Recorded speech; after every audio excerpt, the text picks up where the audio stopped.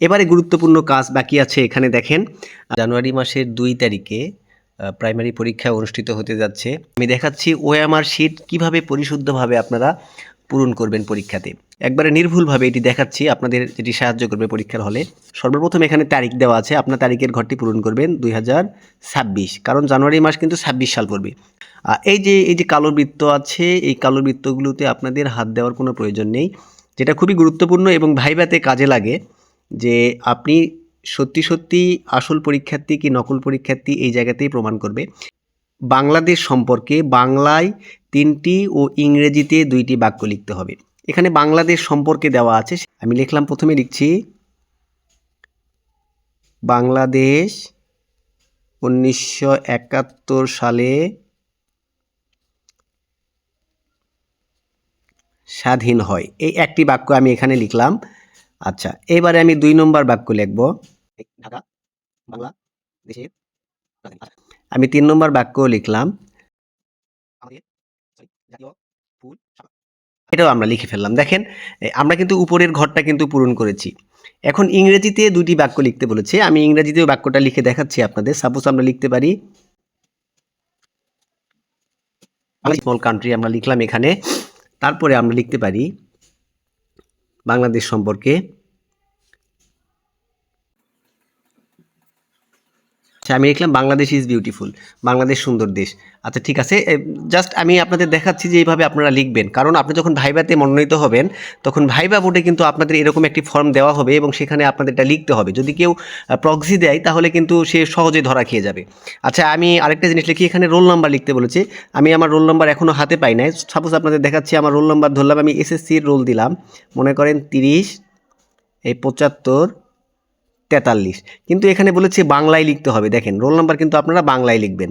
আচ্ছা আমি সাপোজ বাংলায় লিখলাম 30, আচ্ছা মনে করে ধরলাম এটা 4, এটাকে 9 ধরলাম, এটাকে 9 ধরলাম, এটাকেও 4 ধরলাম, এটাকে 3 ধরলাম, মনে করেন এটা আমার রোল। আচ্ছা এই রোলটা আমি এখন পূরণ করব, তাহলে আমরা লিখব 3 0 4 9 4 3, সাপোজ লিখলাম 2 শেষে 2 লিখলাম, এটা মনে করেন আমার রোল নাম্বার। তাহলে আপনাদের ঘরগুলো পূরণ করতে হবে। স্বভাবত এখানে 3-এর ঘর পূরণ করব। আমার এই কাজটাও কিন্তু এখানে শেষ হয়ে গেল। এবারে দেখেন ক্যান্ডিডেট পুরুষ না মহিলা সেটা কিন্তু লিখতে হবে। পুরুষ হলে টিক চিহ্ন দিয়ে পুরুষ বৃত্ত ভরাট করে দিবেন, এখানে আমি বৃত্ত ভরাট করে দিলাম। এবারে গুরুত্বপূর্ণ কাজ বাকি আছে। এখানে দেখেন প্রার্থীর নাম বাংলায় লিখতে হবে, আমি আমার নাম লিখছি। আচ্ছা বলেছে প্রার্থীর নাম ইংরেজিতেও লিখতে হবে, আপনার নামটি ক্যাপিটাল অক্ষরে বড় হাতের অক্ষরে লিখবেন। ওকে, এবারে বলেছে পিতার নাম লিখতে হবে, এখানে আপনাদের পিতার নাম অবশ্যই আপনারা লিখবেন বাংলায়, আমি লিখছি এখানে। আর পিতার নাম ইংলিশে আপনারা লিখবেন। এবার মাতার নাম লিখতে বলেছে। আচ্ছা এবারে দেখেন নিজ জেলার নাম, যেহেতু আমি নওগাঁ জেলা থেকে পরীক্ষা দিচ্ছি আমি এখানে নওগাঁ লিখব। এবারে প্রার্থীর স্বাক্ষর, ঠিক অ্যাডমিট কার্ডে আপনি যেভাবে স্বাক্ষর দিয়েছিলেন ঠিক সেইভাবেই স্বাক্ষরই এখানে আপনাকে দিতে হবে, কারণ এই জিনিসগুলো ম্যাচ করে ভাইভাতে। আপনি অবশ্যই এখানে সেই স্বাক্ষরটিই দিবেন।